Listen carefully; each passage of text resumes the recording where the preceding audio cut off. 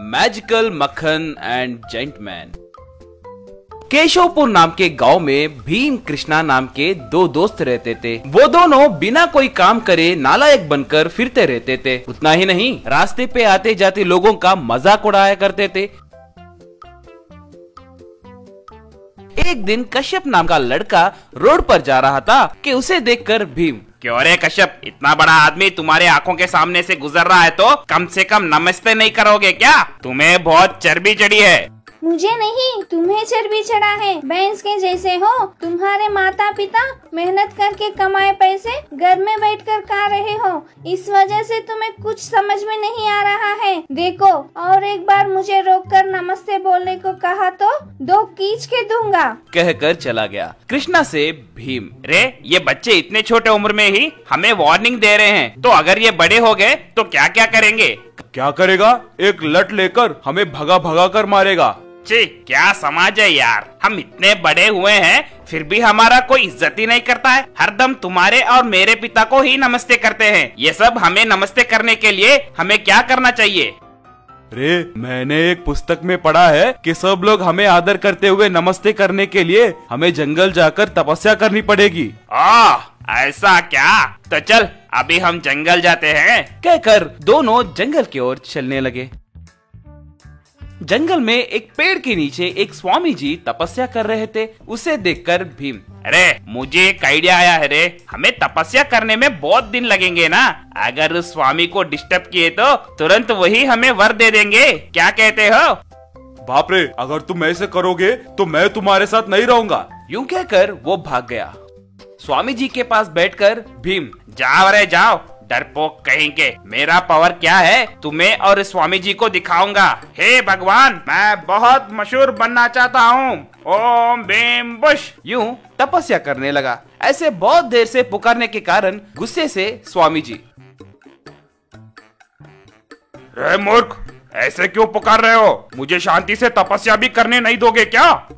देखिए स्वामी जी, मुझे ऐसे ही तपस्या करनी आती है। अगर जरूरत पड़े तो आपके कानों में भी जोर जोर से पुकारूंगा, सोच लीजिए। रे, तुम्हारी कुटिल नीति मुझे पता है रे मूर्ख। तुम्हें क्या चाहिए बोलो।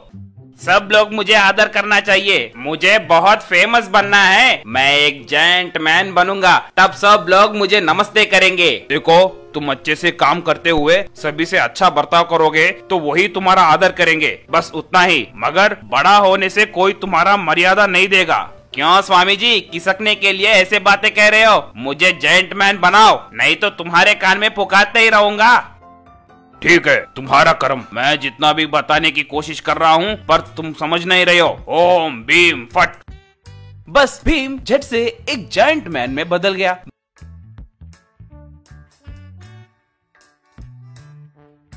भीम गांव में आ रहा था और सब लोग उसे देखकर डर के मारे भागने लगे। अरे क्या हुआ? सब लोग ऐसे क्यों भाग रहे हो? आइए, बाहर आइए, मेरे पास आकर मुझे नमस्कार करो। ऐसे भीम सभी को डरा रहा था।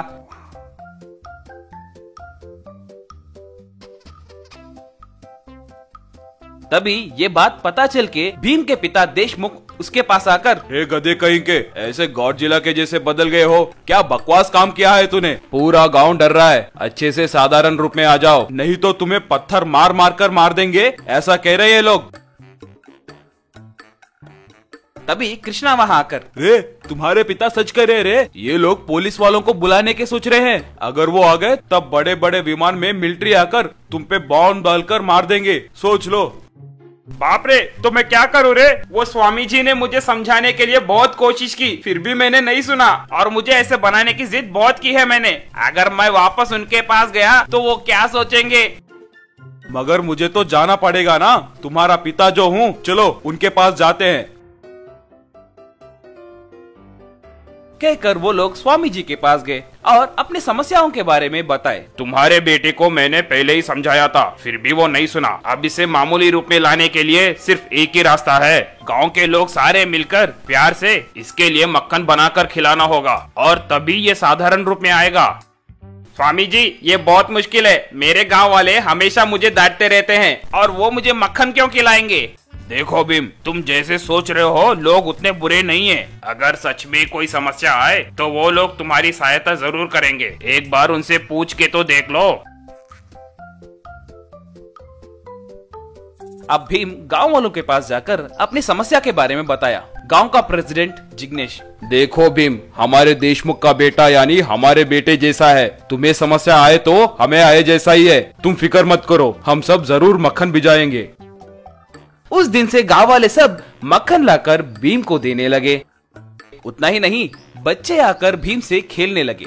भीम हर दिन मक्खन खाते हुए धीरे धीरे गट्टे अपने मामूली रूप में आ गया।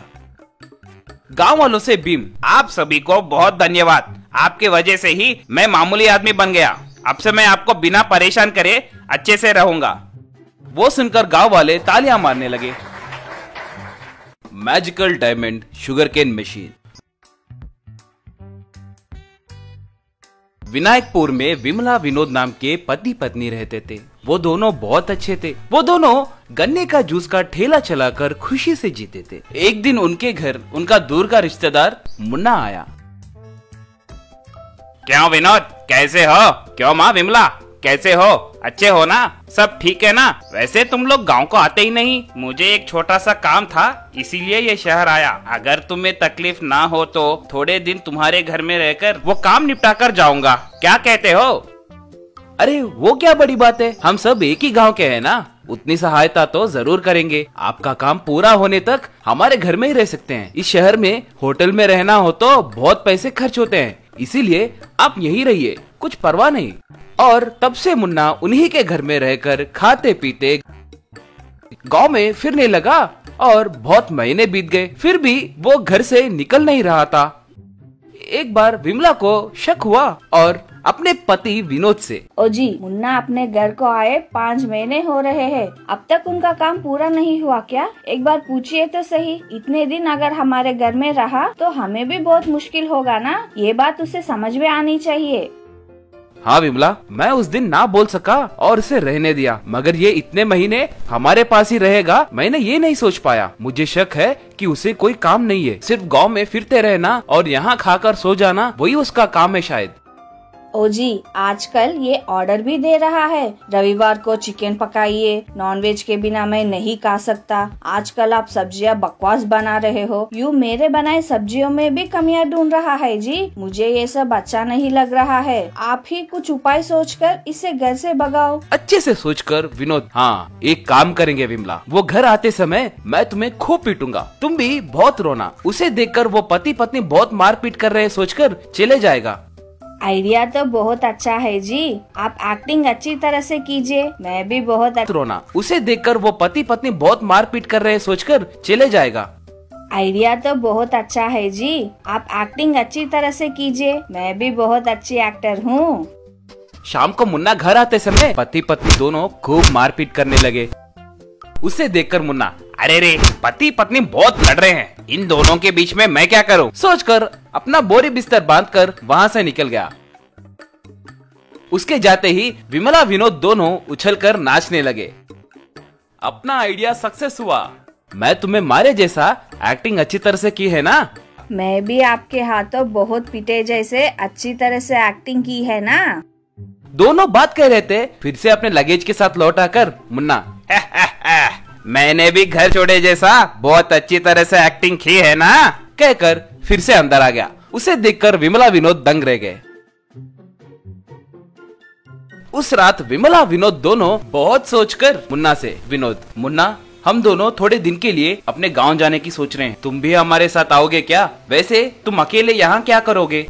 मुझे कुछ फिक्र नहीं है। आप क्या वही रहने के लिए तो नहीं जा रहे हैं ना? 2 दिन में आ जाओगे। आपके शुगर केन बिजनेस को भी संभालना है ना, इसीलिए आप गांव जाकर आइए, मैं यही इंतजार करूंगा। कहते ही बेबस होकर दोनों गांव गए।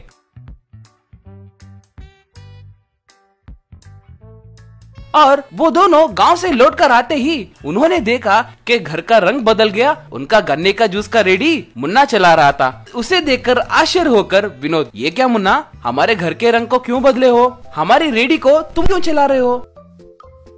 क्यों रे, ये घर, गन्ने की जूस की थैली तुम्हारी है कह रहे हो? तुम दोनों ने गांव जाने के लिए पैसे नहीं है कहकर, कुछ जरूरत है कहकर ये घर और ये ठेली मुझे बेचकर चले गए हो ना। ये देखो तुम्हारे दस्तखत किए हुए पेपर्स। विनोद विमला दंग रह गए उन दस्तावेजों में अपने नाम देखकर। विमला, ये क्या मुन्ना, तुमने वो दस्तखत हमें कुछ लोन दिलवाने के लिए लिए है ना, अब घर और तेली बेचने के लिए कह रहे हो?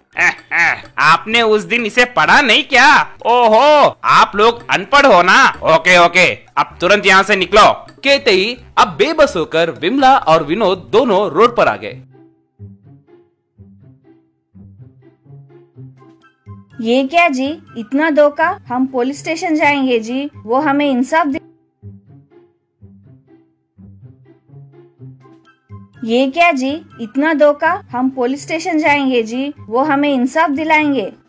सॉरी विमला, सबूत सारे उसके तरफ ही हैं। हम कुछ भी करें हमें इंसाफ नहीं मिलेगा। अब हमें फिर से जिंदगी को शुरू करना पड़ेगा। अयो, अब कैसा जी? हमारे पास गन्ने की जूस निकालने का मशीन खरीदने के लिए भी पैसे नहीं है, अब क्या करें? ठीक है, ये लीजिए, एक गहने लेकर इसे गिरवी रखकर पुराना मशीन तो भी खरीदेंगे, से ही फिर अपना जिंदगी शुरू करेंगे। विनोद ठीक है कहकर सोने को लेकर पुराना मशीन के लिए ढूंढने लगा। फिरते फिरते उसे एक पुराना शुगर केन मशीन मिला।